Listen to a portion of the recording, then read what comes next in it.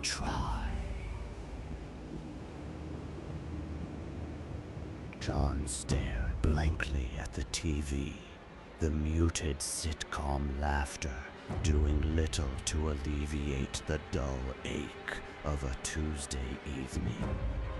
His phone buzzed on the coffee table, screen lighting up with a familiar, yet always unsettling label. Potential spam. Usually he'd ignore it. Tonight, a strange urge, a flicker of boredom, made him swipe to answer. A wave of static hissed through the speaker, followed by a faint, garbled sound that made the hairs on his arms prickle. Novta.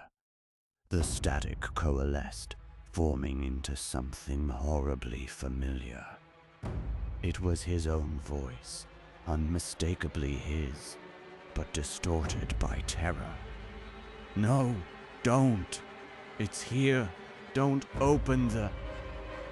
The words were fragmented, choked with a desperation John had never felt in his life. A guttural sob, a sound of pure agony, ripped through the line before it abruptly cut out. John pulled the phone from his ear, his hand trembling, the mundane call-ended notification mocking the visceral horror he'd just experienced. He tried to rationalize it. A prank call. AI voice mimicry. He even called his own number, just to hear his voicemail greeting, to prove the absurdity.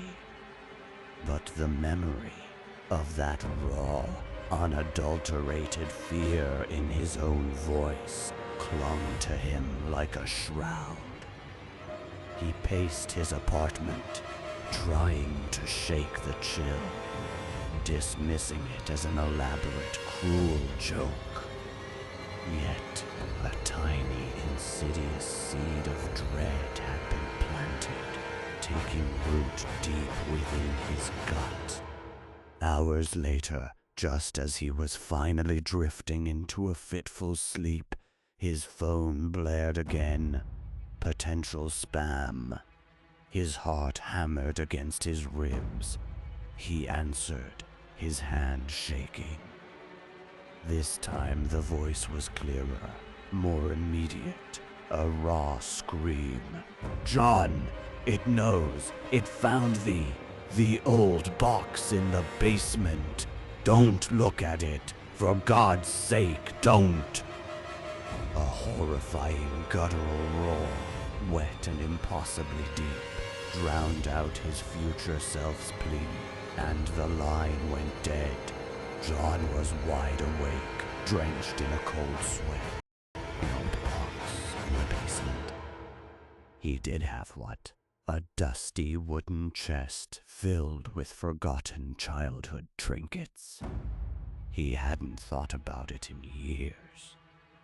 The future voice had mentioned it with such specific urgency.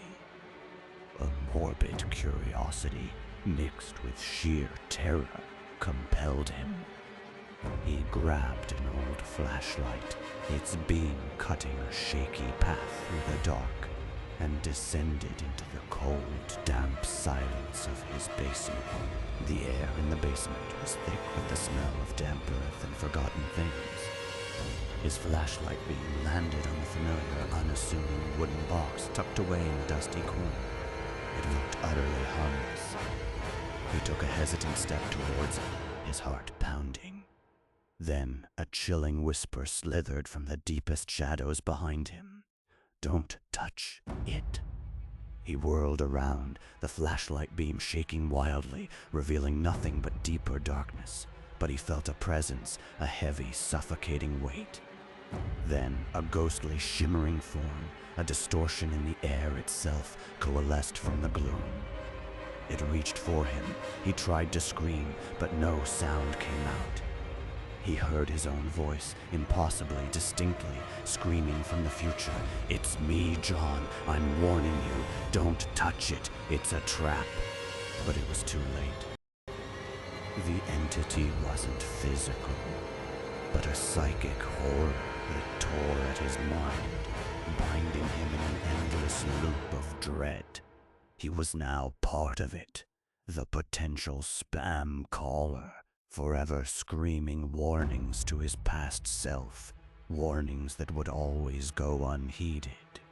Trapped, endlessly experiencing the moment of his own demise, he was the voice on the other end, the desperate plea.